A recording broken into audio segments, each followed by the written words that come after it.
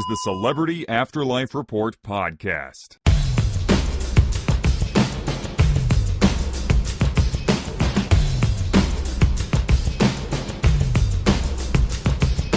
It's a new week and a relatively new year, so it's time for a new episode of the Celebrity Afterlife Report, the only show on the internet that gives you the up-to-the-minute gossip about all your favorite deceased celebs.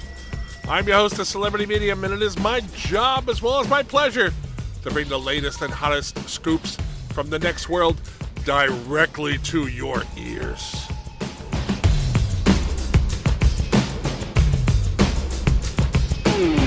On last week's report, as you would expect, our lead story was about David Bowie's arrival in the afterlife. As I told you, the thin white Duke was greeted by a huge crowd of fans, among whom were the artists Salvadore Dali and Jean-Michel Basquiat. The three were engaged in a long conversation, the subject of which we did not know at the time. But I now have some information that may shed some light on what Dali and Basquiat were proposing to Bowie. According to the Next World rumor mill, the two painters were trying to talk David into forming a partnership with them to take over management of the environment from former Apple CEO and co-founder Steve Jobs. Jobs, as you'll recall, had a very public feud with legendary drip painter Jackson Pollock over a giant female nude Pollock produced for Jobs' indoor rain park. In recent weeks, it has been widely believed that Jobs would like to hand the environment over to someone else so as to get out from under the controversy Pollock's erotic artwork has caused. Now, according to my sources, word is that Basquiat and Dali would like to run the environment and turn it into a giant-sized art gallery, as well as a place where afterlife residents go to experience precipitation. You may recall that many months ago, Basquiat briefly tried to get control of the proposed all-female town Judy Garland was attempting to construct, a plan that failed when Fred Trump, Donald's father, seduced Garland into giving the blueprints for the community to Charles Lindbergh, who dreamed of creating an all-white town. Anyway, word from Bowie's camp is that David told Basquiat and Dali that their proposal was very interesting, but he'd like to settle in a bit before accepting or rejecting their offer. I cannot wait to see where this story goes from here.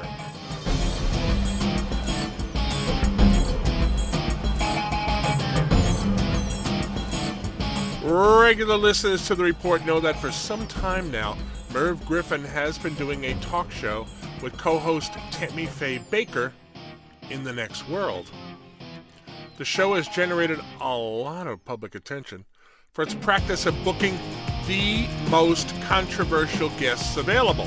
Now, while Adolf Hitler's appearance understandably stirred up some negative sentiment, having Osama bin Laden on the show really set some people off. One of those was Babe Ruth, former New York Yankee and Baseball Hall of Famer. Ruth is currently the host of Babe in His Bullpen, probably the most popular morning drive radio show in the afterlife. Some have called Ruth the Howard Stern of the Next World, as his show, I've been told, is extremely raunchy. Now, when Bin Laden appeared on Merv and Tammy Faye's show, Ruth took offense, or at least pretended to, and told his Bambinos, as he calls his legion of fans, to disrupt their program. The Bambinos responded, showing up at a taping, setting off stink bombs, and clearing the studio.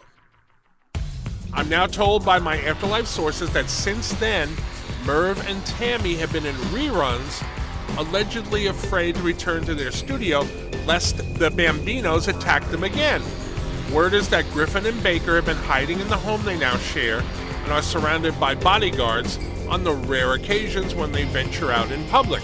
The two have drastically altered their appearances, rumor has it, so that when they do leave their shared home, they will not be recognized.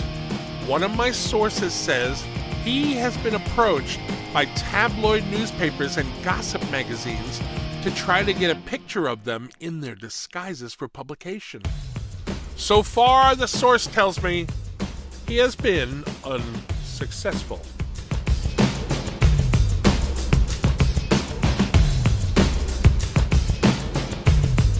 Speaking of former Yankee greats who are in the Baseball Hall of Fame, well over a year ago, I reported that Phil Rizzuto, who was a much beloved announcer for the team after he retired as a player, had adopted a surprising new look. Scooter, as was his nickname during his playing days, was wearing an orange robe and staying silent, surprising his friends and fans who remembered him as something of a chatterbox. His appearance reminded people of a Buddhist monk, although there is no organized religion in the next world. Now, recently, one of my best Afterlife paparazzi sources ran into Rizzuto on the street and tried to interview him.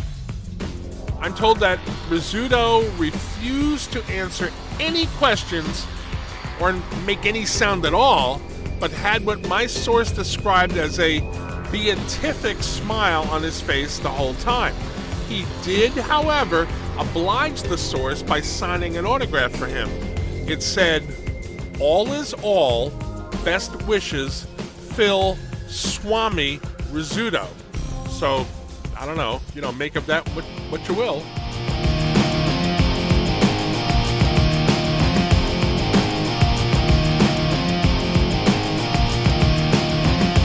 Lastly, singer Amy Winehouse and actor-comedian Robin Williams are now officially an item. The two met while working on Ms. Winehouse's cartoon series, Amy's Amazing Adventures. The show stars an animated version of Amy as herself, and Williams plays some of the other characters on the show. Sources tell me that Amy has been very taken with Robin's improvisations during the recording sessions for the series, and that the two started going out as friends and co-workers until eventually things turned serious for the couple.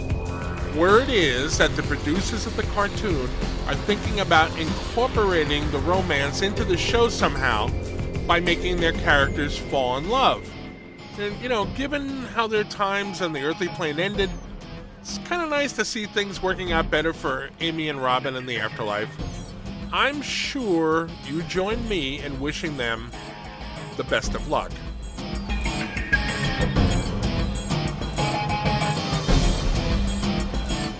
And on that happy note, it's time to lock up the Celebrity Afterlife Report studio for this week.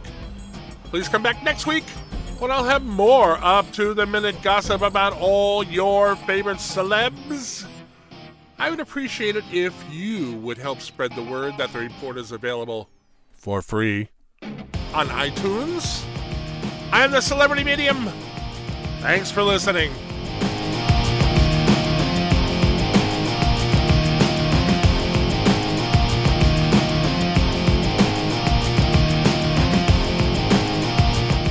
You've been listening to the Celebrity Afterlife Report podcast.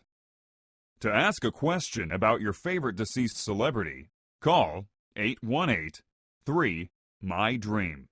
818-3-MY-DREAM. 818-369-3732.